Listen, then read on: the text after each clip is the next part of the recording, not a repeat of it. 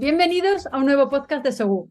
Mi nombre es Begoña Pérez Valderrama, oncóloga médica del Hospital Universitario Virgen del Rocío, y conmigo se encuentra la doctora María José Méndez Vidal, oncóloga médica del Hospital Universitario Reina Sofía de Córdoba. Buenas tardes, María Jo, ¿qué tal? Hola, Bego. Acompañándonos en esta edición se encuentra con nosotros una experta oncóloga en el tratamiento de los tumores geniturinarios y que ya ha estado alguna vez más con nosotros, la doctora Eva Fernández del Hospital Universitario Virgen de Valme de Sevilla. Bienvenida, Eva, una vez más a este podcast. Hola, ¿qué tal? Pues hoy vamos a hablar de los trabajos más importantes de cáncer de vejiga presentados en esta edición del Congreso Americano de Tumores Geniturinarios, celebrados del día 16 al 18 de febrero en San Francisco. Eva, ¿qué destacarías de este congreso en cáncer urotelial? Bien, bueno, pues el doctor Gaskin presentó los datos actualizados del estudio CheckMate 274. Se trata de un estudio fase 3, doble ciego, de nivolumab adyuvante frente a placebo en pacientes con carcinoma urotelial músculo-invasivo de alto riesgo de recidiva tras cirugía radical. Se define alto riesgo de recurrencia aquellos pacientes con persistencia de enfermedad músculo-infiltrante o N positivo tras neoadyuvancia o pacientes con PT3, PT4 o PN positivo que no han recibido neoadyuvancia. Los pacientes fueron aleatorizados a nivolumab o a placebo durante un máximo de un año de tratamiento. El objetivo principal del estudio tenía un doble endpoint primario: la supervivencia libre de enfermedad en los pacientes con intención a tratar y la supervivencia libre de enfermedad en los pacientes PDL1 mayor o igual al 1%. Además, la supervivencia libre de enfermedad también se analizó en subgrupos preestratificados por afectación ganglionar, por PDL1 positivo y por haber recibido neoadyuvancia. Dentro de las características de los pacientes, destaca la mayoría de los pacientes tenían tumor primario en vejiga. El 43% habían recibido neoadyuvancia. Más del 50% de los pacientes presentaban un PT3 y casi el 50% fueron N positivo. Con un seguimiento mínimo de 36 meses, nivolumab continúa mostrando un beneficio en supervivencia libre de enfermedad versus placebo. En la población con intención de tratar, la mediana de DFS con nivolumab fue de 22 meses, el doble que la de placebo. Mientras, en la población PDL1 positivo, la mediana de DFS fue de 52 meses, más de 6 veces la mediana de supervivencia libre de enfermedad que la rama de placebo que presentaba 8 meses. El beneficio de supervivencia libre de enfermedad se observó en la mayoría de los subgrupos analizados. Nivolumab frente a placebo sigue siendo superior en supervivencia libre de recurrencia no urotelial y en supervivencia libre de metástasis a distancia. En lo que respecta a efectos adversos, nivolumab seguía manteniendo su perfil de seguridad. A la vista de estos resultados obtenidos en las dos poblaciones que son objeto del endpoint principal, los autores concluyen que el nivolumab adyuvante sigue siendo beneficioso para supervivencia libre de enfermedad, supervivencia libre de recurrencia en tracto no urotelial y en supervivencia libre de metástasis a distancia, en comparación con placebo, tras un seguimiento medio de 31,6 meses. A lo largo del congreso, tanto la doctora Gupta como el doctor Van der Heyden se refirieron a este estudio en sus respectivas charlas. La doctora Shilpa Gupta comentó que actualmente disponemos de un metaanálisis que demuestra una mejora absoluta del 6% en la supervivencia a 5 años con quimioterapia adyuvante. Expuso los 3 ensayos de interés de inmunoterapia: el INVIGOR 010, negativo para atezolizumab adyuvante, el CheckMate 274, positivo para nivolumab a falta de los resultados en supervivencia global, destacando los resultados en los pacientes con PDL1 positivo, y el Ambassador, pendiente de resultados de pembrolizumab. Además, se refirió a los resultados del ensayo POU, donde el 100% de los pacientes eran de tracto superior, siendo positivo la supervivencia libre de enfermedad a 5 años a favor de la quimioterapia adyuvante. Recordó que los ensayos de inmunoterapia adyuvante comentados no mostraron beneficio en el subgrupo de tracto superior, aunque también es cierto que la representación fue pequeña. Por otro lado, el doctor Van der Heyden señaló en la discusión de actas orales que los datos del CheckMate 274 en la población PDL1 positivo son unos datos muy convincentes, incluso en ausencia de datos de supervivencia global. Sin embargo, en el caso de los pacientes PDL1 negativos y los que no habían recibido quimioterapia neoadyuvante, teniendo en cuenta que estos eran grupos preestratificados, subrayó la importancia de los datos de supervivencia global estar pendientes de sus resultados. Eva, en tu opinión, con este seguimiento del estudio de adyuvancia, ¿tú estás de acuerdo con, bueno, primero con la restricción de PDL1? ¿Te parece que la EMA, la restricción es correcta realizarla o te parece que no? Y si tú, sin datos todavía maduros de supervivencia, te inclinas por adyuvancia en estos pacientes de alto riesgo. Hombre, yo cuando me enteré lo de la EMA, pues la verdad que dije que vaya plan, porque tenía miedo que nos pasara como nos ha pasado con Avelumab, ¿no? Porque en este caso, este estudio, al igual que el otro estudio, son un estudio positivo para los dos grupos de pacientes en el endpoint principal, que era la población a tratar y la población PDL1 positivo. Pero también es cierto que, bueno, que es que en PDL1 positivo, es que está claro, porque como comenté en el POJASCO que tuvimos el otro día, es que son 4 años y medio de supervivencia libre de enfermedad. O sea, en estos pacientes yo creo que hay que ofrecérselo, hay que ofrecerse siempre explicándoles los pros y los contras, de que hay estudios que han sido positivos, de que hay estudios que han sido negativos, en fin, pero yo creo que este tipo de pacientes sí.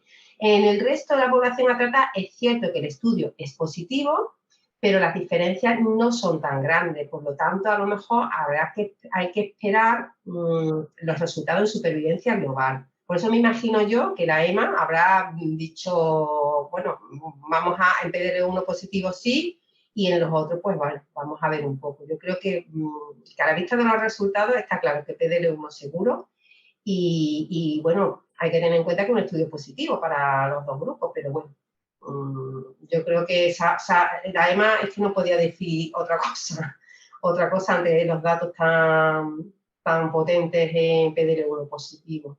Yo en PDL1 lo tengo muy claro y es cierto que el estudio es positivo para los dos grupos, para PDL1 positivo en intensivo a tratar, pero me temo que en España, si la EMA la aprueba solamente en el grupo PDL1 positiva, no me pega a mí que en España lo vaya a aprobar los dos grupos. Vale. Vamos a seguir nuestro camino y vamos a avanzar en nuestro recorrido en carcinoma vesical, llegando al escenario de metastásico localmente avanzado y resecable. El segundo estudio fase 3 que podemos encontrar en mi charla es el estudio Javelin Bladder 100. Recordamos el diseño de este ensayo, donde los pacientes que habían recibido 4 o 6 ciclos en primera línea de tratamiento con platino y que no habían progresado, se randomizaron a recibir Avelumab de su mejor cuidado y soporte, cuyo endpoint principal fue supervivencia global, siendo un estudio positivo. La doctora Kalasija presentó los datos de un análisis exploratorio post-hoc en el que se evalúa, por un lado, la supervivencia global desde el inicio del mantenimiento en su grupo definidos por el régimen de quimioterapia y también la supervivencia global desde el inicio de la quimioterapia de primera línea en la población total y por subgrupo del régimen de quimioterapia. La supervivencia global desde el inicio del mantenimiento, es decir, desde que yo inicio Avelumab por grupos de quimioterapia, fueron superiores en el brazo de mantenimiento con Avelumab frente al brazo de mejor cuidado y soporte. 25 meses frente a 17 meses en mejor cuidado y soporte para los pacientes del grupo de cisplatino y en el grupo de carboplatino fue 20 meses frente a 13 meses, siendo superior para Avelumab. El segundo objeto de análisis de esta presentación fue la supervivencia global desde el inicio de la quimioterapia, siendo superior para el brazo de Avelumab de mantenimiento casi 30 meses frente a 20 meses. Los autores concluyen que el estudio Javelin Bladder 100 con un seguimiento de 38 meses confirma que el mantenimiento con Avelumab en tras primera línea, aumenta la supervivencia global y la supervivencia libre de progresión, independientemente del esquema de quimioterapia con platino recibido. Otro punto a destacar es que la población total, la supervivencia global con el régimen completo, es decir, con quimioterapia de primera línea y mantenimiento con Avelumab, fue de 30 meses. Además de los resultados actualizados del Javelin Bladder 100, se han presentado los datos de vida real de 3 estudios de mantenimiento con Abeli: el estudio francés, el estudio italiano y el estudio americano Patriot 2. En dichos estudios, en los que se incluyen más de 1.000 pacientes, se mantiene dentro de una población heterogénea los datos en supervivencia global, supervivencia libre de progresión y de seguridad del estudio pivotal. Vamos a pasar a continuación a la comunicación más relevante presentada en cáncer de vejiga: los resultados definitivos del estudio InVigor 130. El doctor Grande presentó los resultados finales de supervivencia global del estudio fase 3 InVigor 130, en primera línea, que evalúa el brazo A de atezo más quimioterapia frente al brazo C, placebo más quimioterapia, cuyo endpoint primario era dual y jerarquizado en PFS y supervivencia global. Recordemos que el análisis primario del InVigor 130 demostró un beneficio estadísticamente significativo en supervivencia libre de progresión en primera línea con atezo más quimioterapia, brazo A, frente a placebo quimioterapia, brazo C. En este congreso se presentaron los datos finales de supervivencia global de los brazos A y C.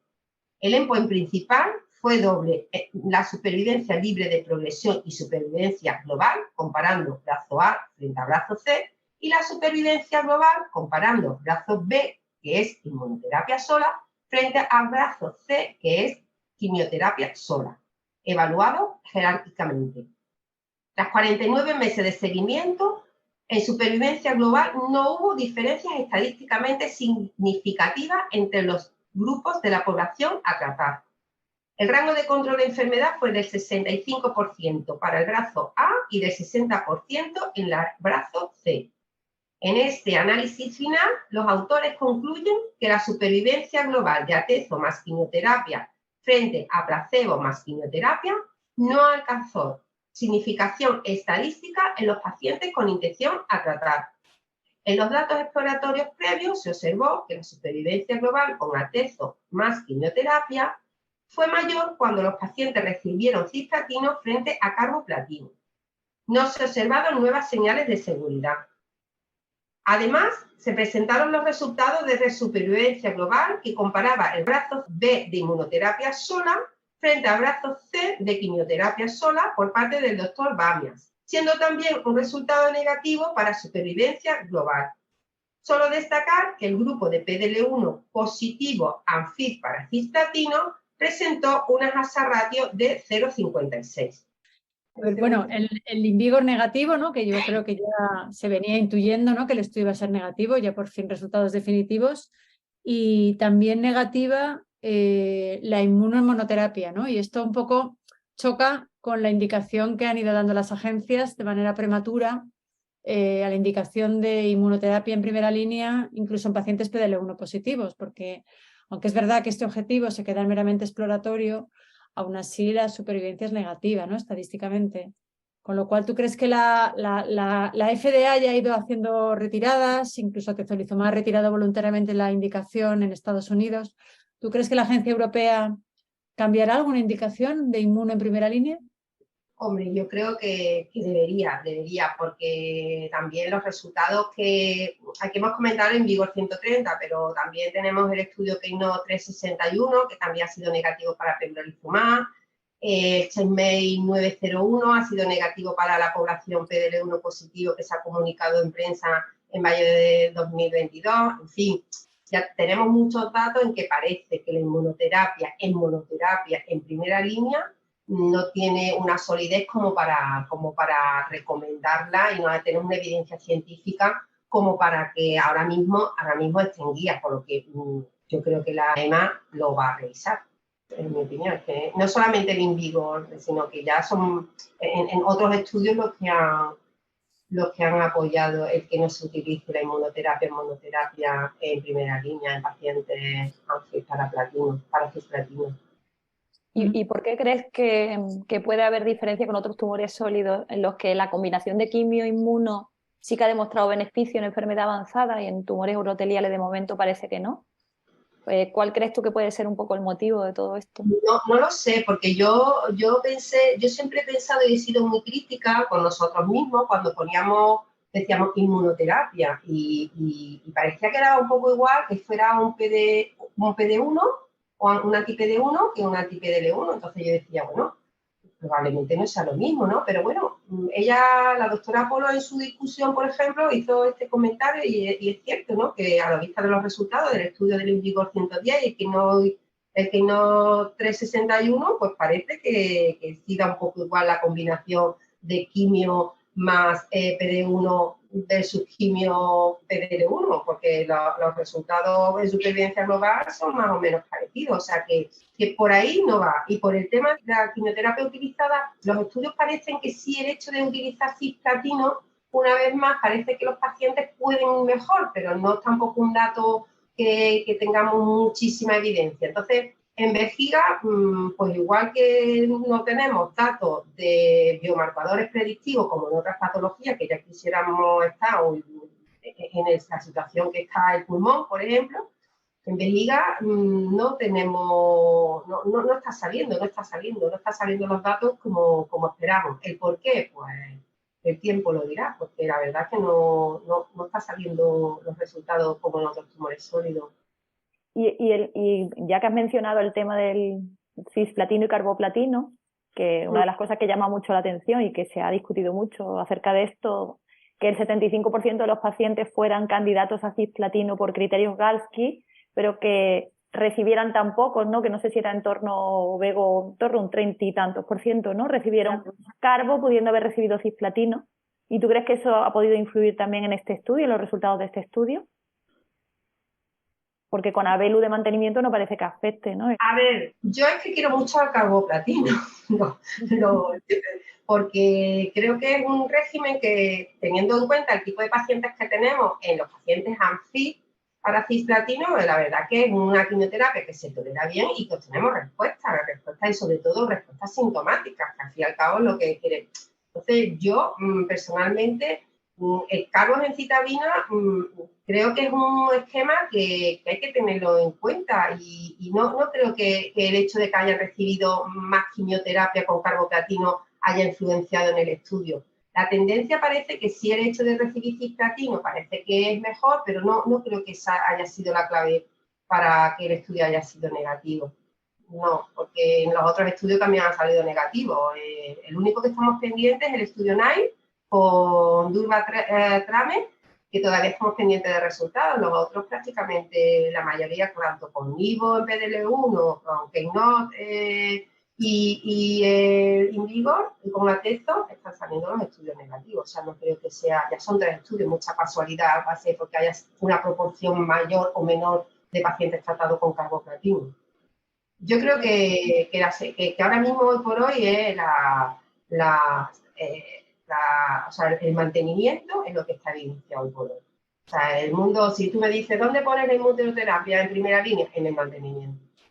En el mantenimiento eso está demostrado, está consolidado, ya te digo, más de 1000 pacientes, datos de vida real en los estudios que se han presentado del estudio italiano, el francés y el americano. Y yo esos datos, yo creo que ese es el papel que tiene ahora mismo la inmunoterapia en primera línea, en mantenimiento. Y ya luego los datos de segunda línea. Bueno, y esperando a que vengan las combinaciones de pembrolizumab. Esas combinaciones, ya te digo, están pacientes AFI para cisplatino, están teniendo en torno a un 64 de respuestas completas en estudios que están saliendo. Pero bueno, estamos todavía pendientes de los resultados en el escenario de neoadyuvancia, en el escenario de metastasis o fase 3.